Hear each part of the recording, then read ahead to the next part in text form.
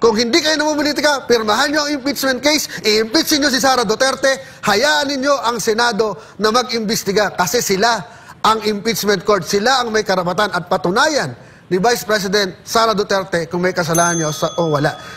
Enzo Recto, kalaban ang katiwalian at kasinungalingan, kakampi sa katotohanan at kabutihan.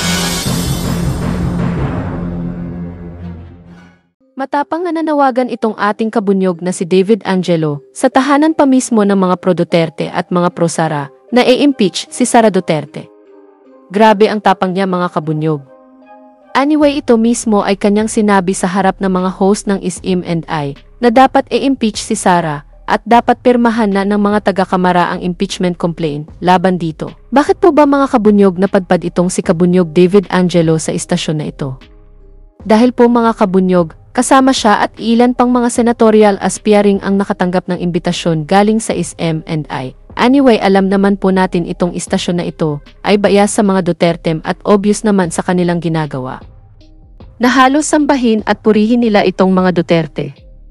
At saludo ako sa ating kabunyog na si David Angelo sa matapang na pagsabi at pagsigaw na ituloy ang impeachment ni Sara at ito ay kanyang ginawa mismo sa bakuran ng mga Duterte. Anyway, pakinggan po natin ang mga sinabi ni Kabunyog Angelo.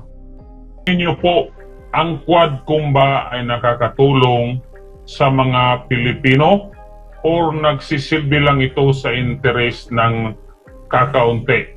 Tama ba sa tingin nyo na ang mga Quadcom member ay masyadong arrogante at nang-iinsulto ng resource person at nagpapakulong pag ayaw nila, hindi nila gusto ang sagot ng kanilang mga resource person?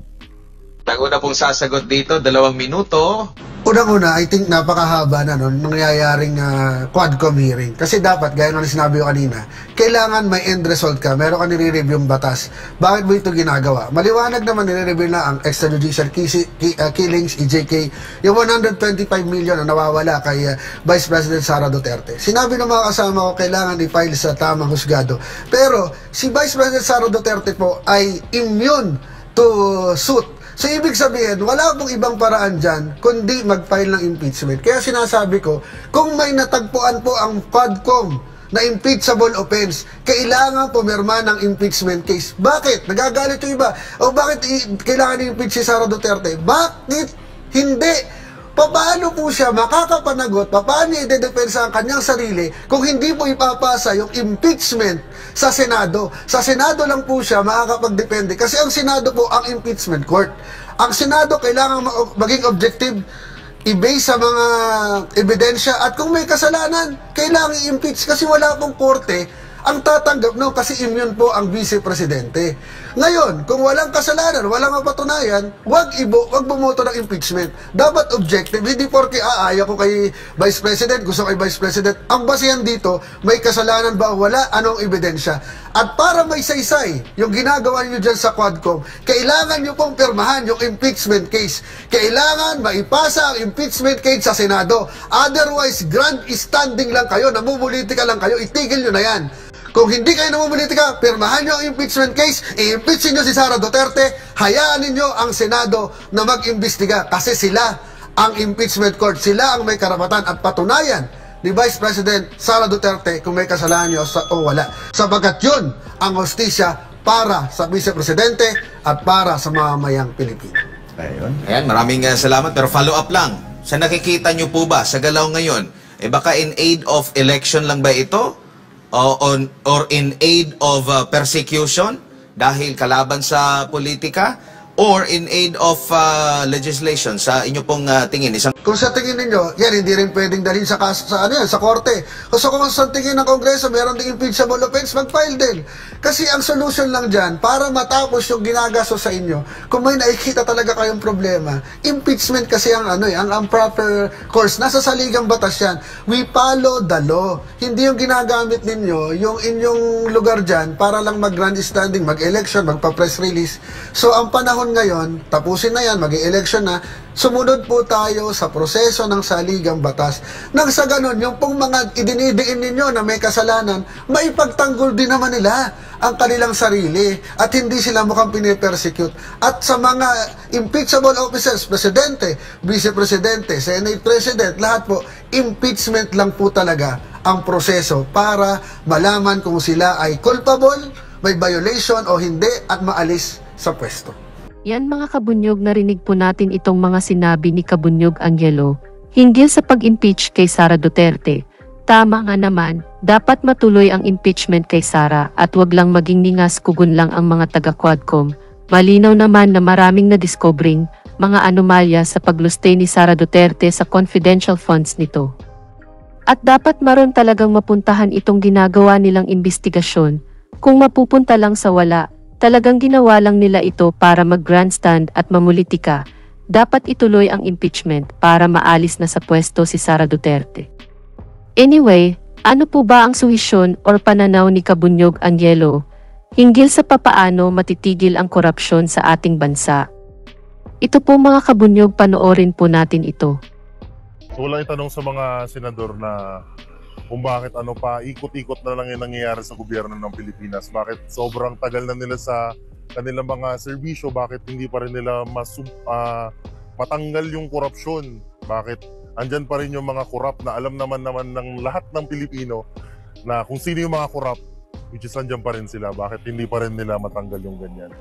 Yung tanong, nung nagtanong, Ang sabi niya, bakit may mga korap na nakaupo?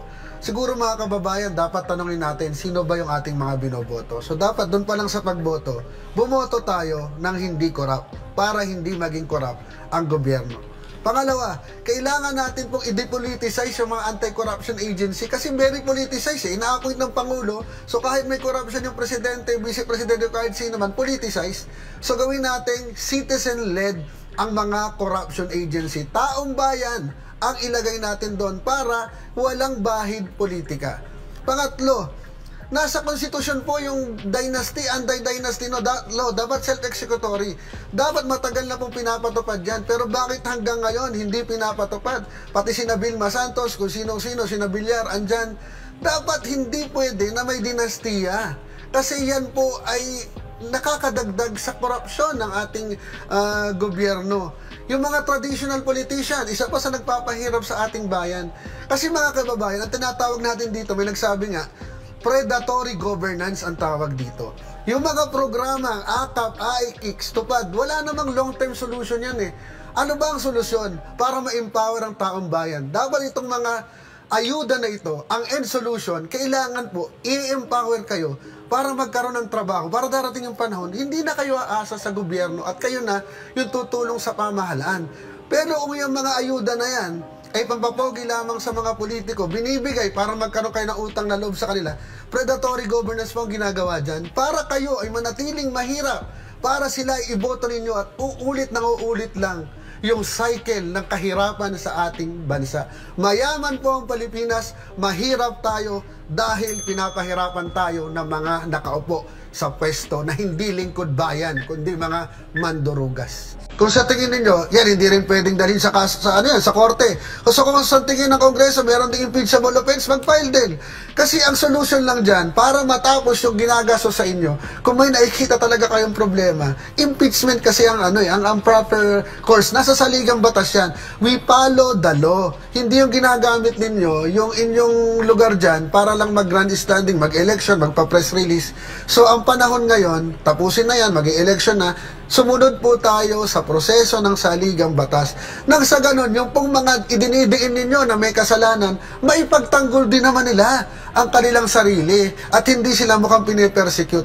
At sa mga impeachable officers, presidente, vice-presidente, senate president, lahat po, impeachment lang po talaga ang proseso para malaman kung sila ay culpable, may violation o hindi at maalis sa pwesto.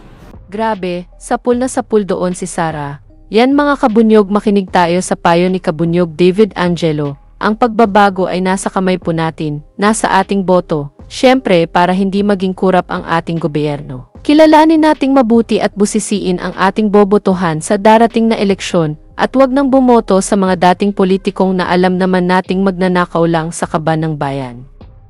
Dahil mga kabunyog, parang kumuha ka lang ng bato at pinukpok mo sa ulo. Kung iboboto pa natin ang mga tatakbong, mayroon ng record ng korupsyon. Tulad nitong mga Duterte at si Sara. Anyway, dito na lang po ang aking topic. Mabuhay po tayo mga kabunyog. Bunyog, bunyog, halikan na kasama ka. Bunyog, kapag buklod ay may pag-asa. Luzon, Visayas, Mindanao, isa ang pananaw. Sa bagong Pilipinas ang bunyog isisigaw. Bunyog.